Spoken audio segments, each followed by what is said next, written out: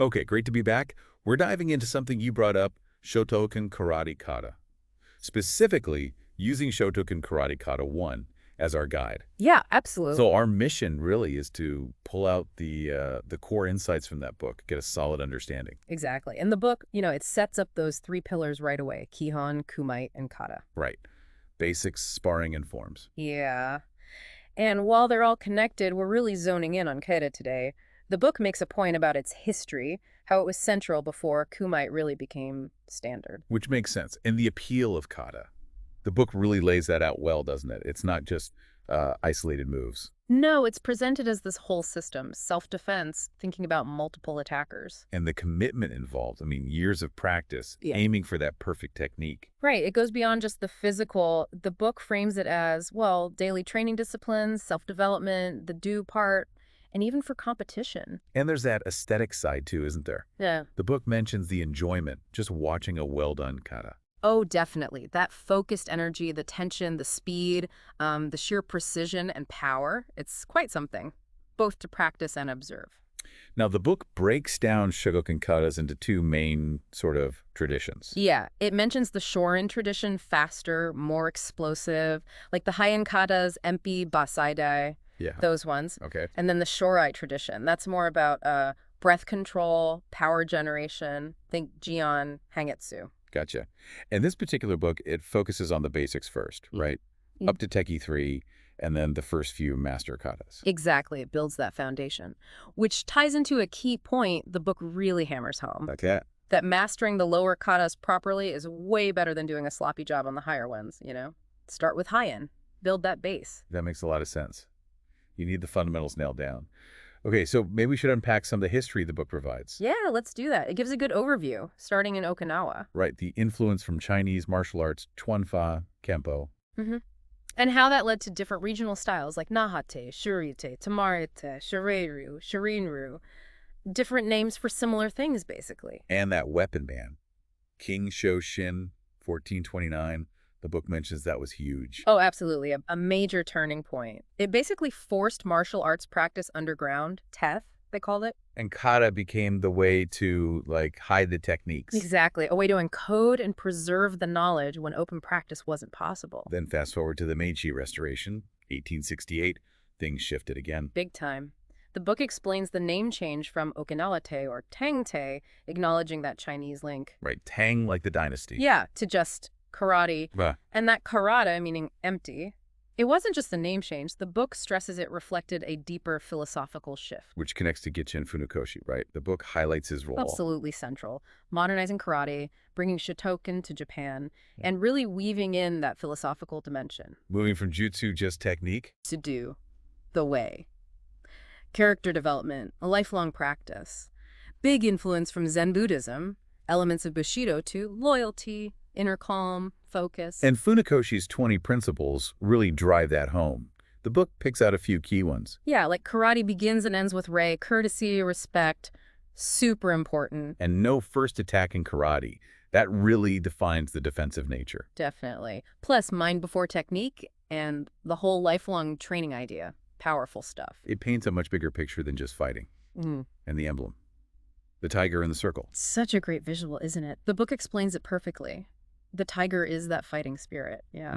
But the circle represents patience, control, that constant balance you're aiming for in karate-do. Makes sense.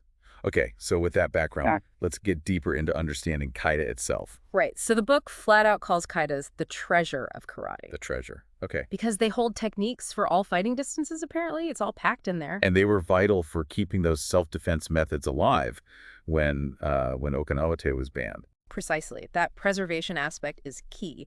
And the book mentions like up to 80 katas exist across all styles. It's incredible. Wow. But Shotokan is 26. That this book covers at least partly. Yeah, 26 main ones, not counting preparatory stuff. Yeah. And the book categorizes them nicely. The Grinkatas, the basics. Heian 1 to 5, Tekki 1 to 3. Correct. And then the first batch of Meister Katas, Basaidai, Jian, Empi, Hengetsu, Kankudai. And each one is like its own complete thing. Yeah, a self-contained unit. It has its own kind of typical fight scenario, its own rhythm, its own set of techniques. And the Enbuzen? The step diagram. Right. The book emphasizes how you have to start and end on the exact same spot. It shows the structure, the control required. Starting from Musubi Dachi, that formal stance, then into Hachidachi, ready stance. Yep, all part of the formal structure. And then there's the kiai. Ah, the shout. It's not just random, is it? No. The book explains it marks crucial points, usually a decisive counterattack. It's focus, power, a dramatic high point in the form. Okay, and how does the book suggest you learn kata? What's the method? It lays out a clear progression. First, go slow. Really learn the sequence, the movements, get them correct. Nail down the pattern. Exactly. Then, once that's solid, you start adding the power, the dynamics, the speed variations. And finally, understanding the meaning. The Bunkai. What are these movements actually for? What's the application? that makes sense. Learn it, refine it, understand it. And the book is clear. It's a lifelong thing. You never really finish mastering a kata. Because you keep finding new things, new interpretations. Precisely. Everyone's different, so you bring your own understanding, even within that fixed form. Okay, should we look at some specifics? The book gives some cool details on individual katas. Yeah, let's do that. Start at the beginning. Heian Shodan. Right, the first one. The book highlights its focus on middle to long-range fighting and that core idea of facing multiple opponents. How many moves? 21. 21, yeah. It's about linking those basic blocks and strikes, using your hips properly, turning smoothly. Those diagonal moves are key. Okay. Heian Naden. What's the step up? More complex, the book says. Introduces foot techniques, kicks, and defense for middle and short range. And double defenses, like blocking and preparing a counter at once. Exactly. You start seeing more obvious self-defense applications in its 26 movements. Heian Sandan sounds challenging. Precise stance changes. Yeah, and techniques for close-in stuff, like defending against grabs. It also has gliding steps and some slower, breath-focused parts. Turning into the opponent is a big theme, too.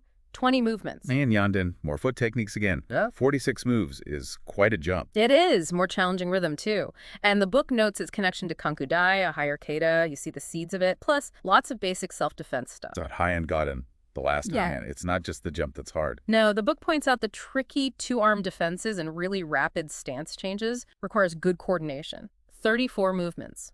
Then Tekki Shodan. A whole different feel, right? Linear movement. Totally different. Everything happens along one line sideways, basically. Techniques are mostly side to side or forward. All in Kibidachi, that horse stance. 38 movements. Yep.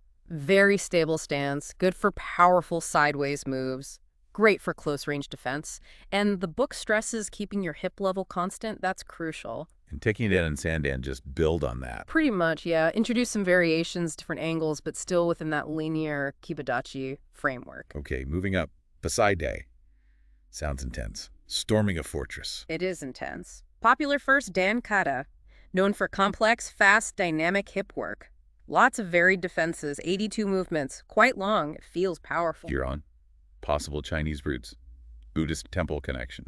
That's what the book suggests. 78 movements, lots of stance variety. The name means love and grace, apparently. Interesting contrast to Poseidon. Yeah, its movements are sometimes compared to the perfected maturity of Buddha.